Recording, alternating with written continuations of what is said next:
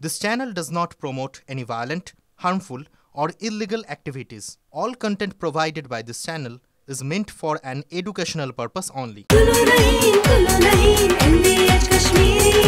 আরে কম দে কিন্তু খাঁটি দে MDH কাশ্মীরি লাল লঙ্কার গুঁড়ো। এই মুহূর্তে বড় খবরের দিকে আমরা নজর রাখবো। ওবিসি মামলা বড় ধাক্কা রাজ্যের নতুন যে বিজ্ঞপ্তি সেখানে অন্তর্বর্তী স্থগিতাদেশ দিল আদালত। 140টি জনজাতিকে নিয়ে রাজ্যের নতুন বিজ্ঞপ্তি সেখানে অন্তর্বর্তী স্থগিতাদেশ দিয়েছে আদালত। 140টি জনজাতিকে নিয়ে রাজ্যের নতুন বিজ্ঞপ্তিতে অন্তর্বর্তী স্থগিতাদেশ দিল আদালত। শ্রাবন্তী আমাদের প্রতিনিধি আরো জানাচ্ছেন। শ্রাবন্তী, অন্তর্বর্তী স্থগিতাদেশ দিয়েছে আদালত, কি হলো এজলাসে? আপনি এই আদালতের যে মনোভাব সেটা অনেকটাই স্পষ্ট হয়ে গেছিল যখন বারবার আদালতের পক্ষ থেকে দুই বিচারপতি তপব্রত চক্রবর্তী এবং বিচারপতি রাজাশেখর মান্থা বারবার রাজ্যের কাছে একটা প্রশ্ন করছিলেন যে ওবিসি আইন 1993 সালে রয়েছে সেই ওবিসি আইন অনুযায়ী বেশ কিছুটা বাকি 2012 সালের নতুন আইনি সংশোধনী সেই সংশোধনী না করে বাকি কাজটা করছেন রাজ্য সরকার। দেখা যাচ্ছে যে প্রথমে যে 66টি ওবিসি তালিকাভুক্ত জনগোষ্ঠী ছিলেন তাদেরকে সঙ্গে আরো নতুন করে প্রায় 76টি যোগ করে মোট 140টি নতুন জনগোষ্ঠীর তালিকা তৈরি করে দিল রাজ্য সরকার। বিজ্ঞপ্তি প্রকাশ হয়ে গেল, অথচ সেই বিজ্ঞপ্তি প্রকাশের পরেও কারো অনুমতি নেওয়ার প্রয়োজন বোধ করা হয়নি। এই যে নতুন নোটিফিকেশন, এটা কেন 2012 সালের আইন অনুযায়ী হলো, এই প্রশ্নই তোলা হয়েছে।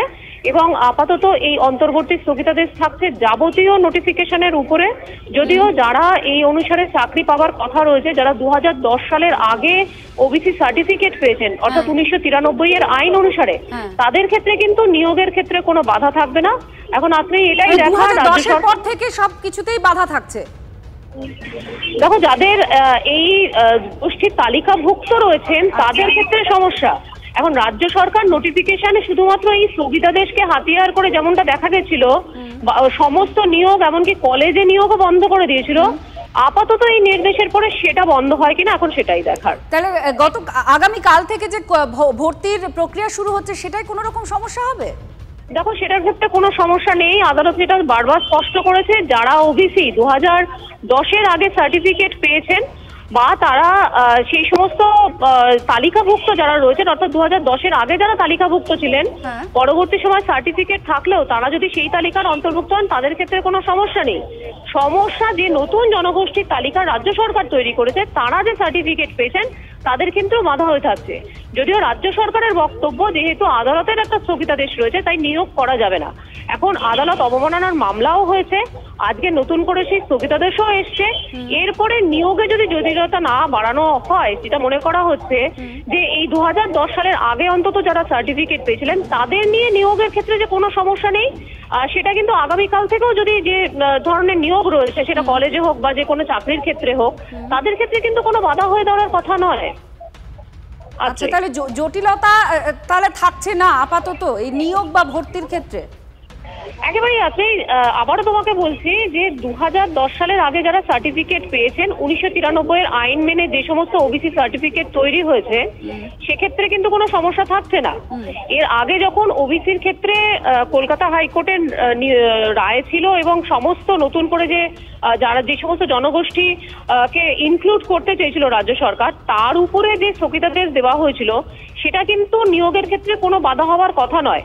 নতুন জনগোষ্ঠীর কেউ যারা ওবিসি হয়েছেন এই সরকারের আমলে বা 2010 এর পরবর্তী সময় যারা ইনক্লুড হয়েছেন তাদের ক্ষেত্রে কিন্তু সমস্যা থেকে যাচ্ছে।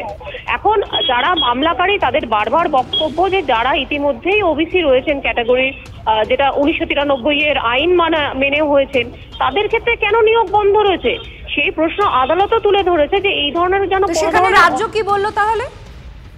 দেখো, রাজ্যের বক্তব্য যে তাদের এই নতুন জনগোষ্ঠী যেটা তারা তৈরি করেছেন, যেটা মামলাকারীর বক্তব্য ছিল যে সেন্সাস মেনে করতে হবে, অর্থাৎ কোনো একটা জনগোষ্ঠীকে শুধুমাত্র ওবিসি বলে চিহ্নিত করলে হবে না, সেই জনগোষ্ঠী কেন ওবিসি এবং বাদবাকি সেন্সাস অনুযায়ী বাদবাকি যে বিভিন্ন ধরনের জনগোষ্ঠী রয়েছে তাদের থেকে এরা অনেকটা ব্যাকওয়ার্ড বলে ওবিসি, সেটা কিন্তু। তুমি একটু সঙ্গে থাকো, আমরা শুনবো বিজেপির প্রতিক্রিয়া আসছে। শঙ্কর ঘোষ তিনি কি বলেছেন শুনুন। যে সরকার দীর্ঘ বছরের পর বছর কমিশনের কোনো কাজ সঠিকভাবে করেনি সেই সরকার মাত্র 2-3 মাসের মধ্যে সার্ভে করে রিপোর্ট তৈরি করে জমা দিলেন এটা কখনো হয় নাকি? ফলে ইতিমধ্যে হাইকোর্টে ভর্সিত হয়েছে। আমার ধারণা এই ওবিসি তালিকা নিয়ে আরেকবার সরকারের মুখ পুড়তে চলেছে, কিন্তু সরকারের মুখ পোড়ার থেকেও বড় ব্যাপার এই রাজ্যের ছাত্রছাত্রী থেকে অসংখ্য কর্মপ্রার্থী সহ অন্যান্যরাও বিপদগ্রস্ত হতে চলেছে। আমাদের সঙ্গে আমাদের প্রতিনিধি আছেন, আমরা এই জায়গাতেই শ্রাবন্তী প্রশ্নটা যে নিয়োগ বা ছাত্রছাত্রীদের ভর্তি আটকে রয়েছে এ কথা রাজ্য বলেছে এই ওবিসি মামলার জন্যই, তাহলে আজকে এই যে অন্তর্বর্তী স্থগিতাদেশ দেওয়া হলো তাতে এই প্রক্রিয়ায় আর কোনো জটিলতা থাকছে কি থাকছে না, রাজ্য আজ কি বলেছে? দেখো, দুদিন ধরে এটি রাজ্য সরকারের আইনজীবী তিনি বারবার বলছিলেন যে কেন এই নতুন জনগোষ্ঠী সেটা একটা হিসেব দেওয়া হয়েছে। সেই জনগোষ্ঠী হিসেবে বা রাজ্য সরকারের যে ব্যাকওয়ার্ড ক্লাস কমিশন রয়েছে তারা যেভাবে সার্ভে করেছে, স্যাম্পল সার্ভে তাকে বলা হয়, সেই স্যাম্পল সার্ভে অনুসারে এই নতুন জনগোষ্ঠীদের ইনক্লুড করা হয়েছে। আদালতের বক্তব্য ছিল যে নতুন করে ইনক্লুড করতে হলে হয় বিধানসভায় প্রস্তাব পাশ করতে হবে, বিল আনতে হবে, অর্ডিন্যান্স জারি করতে হবে। রাজ্য সরকার কিন্তু কোনোটাই করেনি। আচ্ছা শ্রাবন্তী, তুমি সঙ্গে থাকো, আমরা এই রাজ্য সরকারের তরফ থেকে যা দাবি করা হয়েছে আদালতে এবং আদালত ছাড়া ওই মামলার পরিপ্রেক্ষিতে বারবার রাজ্য যে দাবি করেছে তা নিয়ে একটু কথা বলবো। আমাদের সঙ্গে রয়েছেন জয়প্রকাশ মজুমদার, তৃণমূল কংগ্রেস নেতা। জয়প্রকাশ বাবু, আজকে রাজ্য সরকারের যে নতুন বিজ্ঞপ্তি তাতে স্থগিতাদেশ দিয়ে দিয়েছে আদালত, আপনারা তো বারবার বলেছেন সরকারের তরফ থেকে বলা হয়েছে যে এই মামলার জন্য সবকিছু আটকে রয়েছে, নিয়োগ ভর্তি প্রক্রিয়াও, এখন কি হবে? না, এখন কি হবে সেটা হাইকোর্টকেই সিদ্ধান্ত নিতে হবে। দেখুন, প্রধান দুটো কারণ হতে পারে হাইকোর্টের এই হস্তক্ষেপের।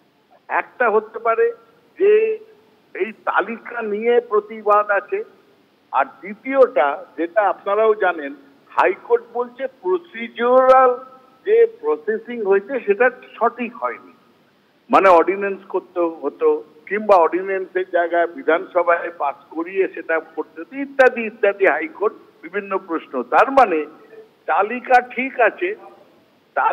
ঠিক আছে কিন্তু প্রসিডিওরটা ঠিক নেই। তো সেই জিনিসটার ক্ষেত্রে হাইকোর্ট বলবে কোন প্রসিডিওরে সরকার সেইভাবে তারা করবেন। কিন্তু সব থেকে বড় কথা একটাই, যে সামাজিক বা অর্থনৈতিকভাবে পিছিয়ে পড়া যারা জনজাতি, ভারতের সংবিধান প্রতিজ্ঞাবদ্ধ তাদের কাজে আসার জন্য, তাদের সাহায্য করার জন্য, তার জন্যই এই ওবিসি তালিকার প্রয়োজন। এবং সেইভাবে রাষ্ট্র যে সাহায্য করার জন্য প্রতিশ্রুতিবদ্ধ সেটা যেন না আটকায়, সেটাও দেখতে হবে হাইকোর্টকে। জয়প্রকাশ বাবু, আপনি একদিকে যেমন তৃণমূল কংগ্রেসের দলের সদস্য, আপনি আইনজীবীও, আইনত কি সংস্থান থাকছে? আগামীকাল থেকে ভর্তি প্রক্রিয়া শুরু হচ্ছে, পোর্টাল খোলা হলো, দেখা যাবে রাজ্য সরকার কিভাবে নেয়। রাজ্য সরকারের অধিকার আছে, এখনো অর্ডিন্যান্স করে তারা করতে পারে এই ঘটনা। দেখুন, পেছিয়ে পড়া জনজাতি বা যারা আছেন তাদের অধিকার কেড়ে নেওয়া অধিকারী কেউ নয়, না রাষ্ট্র না হাইকোর্ট। আমরা প্রতিজ্ঞাবদ্ধ, সংবিধান বলেছে এটা করতে। সুতরাং হাইকোর্ট যেটা বলছেন, আপনারাও বললেন যে হাইকোর্ট বলছে প্রসিডিওর যেটা করা উচিত সেটা করা হয়নি ঠিক মতন, তাহলে সেইটার দিক নির্দেশ করবে হাইকোর্ট এর পরের হিয়ারিং এ। কিন্তু আর কাল থেকে যদি হয়, রাজ্য সরকার নিশ্চয়ই কোনো ব্যবস্থা নেবেন। এই জিনিসটা ঠিক হচ্ছে না। আমরা দুঃখের সঙ্গে দেখছি অনেক ক্ষেত্রে মানুষের জন্য যে ব্যবস্থা সেটাকে আটকে দিচ্ছেন হাইকোর্ট। তারা কি উদ্দেশ্যে সেটা তো আমরা বলতে পারবো না, বলা হবে হাইকোর্টের প্রতি আমরা অবমাননা করছি। কিন্তু প্রকৃতপক্ষে মানুষের জন্য কোর্ট না কোর্টের জন্য মানুষ, এটাও দেখার প্রয়োজন আছে আজকের দিনে। অনেক ধন্যবাদ জয়প্রকাশ বাবু। ওবিসি মামলায় বড় ধাক্কা রাজ্য সরকারের, রাজ্যের নতুন বিজ্ঞপ্তিতে অন্তর্বর্তী স্থগিতাদেশ, 140টি জনজাতিকে নিয়ে রাজ্যের নতুন একটা বিজ্ঞপ্তি স্থগিতাদেশ জারি করলো সেখানে হাইকোর্টের ডিভিশন বেঞ্চ। রাজ্যের জারি করা বিজ্ঞপ্তিতে আদালতের নির্দেশ অমান্য হয়েছে মন্তব্য বিচারপতি রাজাশেখর মান্থার। আপনারা 2012 সালের ওবিসি আইন অনুযায়ী অর্ধেক কাজ করেছেন, তারপর আবার 1993 আইনে ফেরত গেছেন কেন, এই প্রশ্ন করা হয়েছে। 2012 সালের আইনেই কেন সংশোধনী আনা হয়নি এই প্রশ্ন করেছেন বিচারপতি মান্থার। কোর্টের কাছে সাবমিশন রেখেছি এবং এই যে নতুন নোটিফিকেশনের ভিত্তিতে যে ওবিসির সাবক্লাসিফিকেশন হয়েছে তার ভিত্তিতে অ্যাডমিশন হবে না। কিন্তু যদি 2010-এর আগে যে রোস্টার ছিল বা সরকার যদি নতুন করে ওই রোস্টারে ইকোনমিক্যালি উইকার সেকশনকে ঢোকায়, তার ভিত্তিতে অ্যাডমিশন হতে কোনো বাধা তো নেই, আইনি কোনো বাধা নেই। অলরেডি সিঙ্গেল বেঞ্চের তো একটা অর্ডার হয়েই আছে এই ক্ষেত্রে 66 কমিউনিটিকে নিয়ে। যদি এমডিএইচ কিচেন কিং কিচেনে থাকি তো আমরা যা ইচ্ছে তৈরি করতে পারি। বেগুনের ভর্তা, আলু কপি, ভিন্ডি মশলা, আরো অনেক কিছু। MDH